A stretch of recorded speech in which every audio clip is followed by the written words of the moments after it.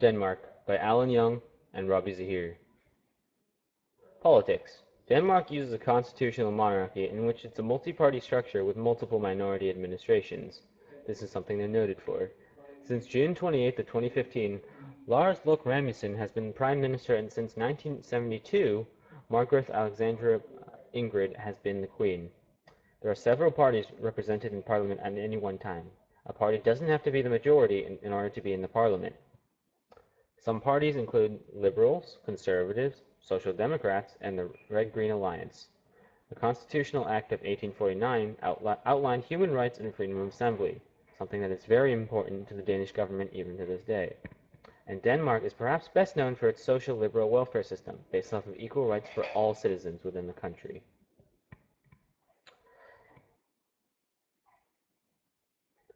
Economy. Denmark is a member of the European Union, and it's a nation that conforms within the European Union on almost all issues. Denmark is unique in that it doesn't have to adopt the euro, but instead it's allowed to use the Danish krone despite being part of the Union. Danish economy has a high dependence on foreign trade, and Danish citizens enjoy a relatively high standard of living. And last but not least, Denmark has long enjoyed a budget surplus, but in 2008, the surplus turned into a deficit where it remains to this day.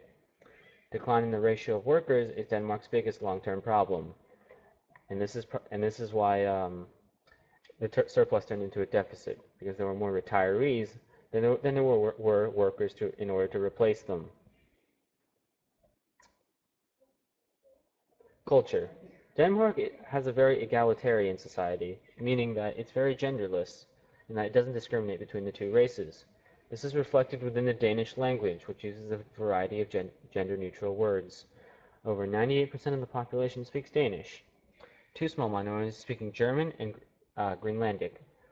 The nuclear family is at the heart of Danish society. This is despite marriage not being necessary to start a family in Danish culture, and marriageless families are actually quite common. Danes also have a strict set of rules and etiquettes in their society. For example, courteous behavior is required no matter the situation. People are always expected to be nice, and kids are raised to do so. Geography.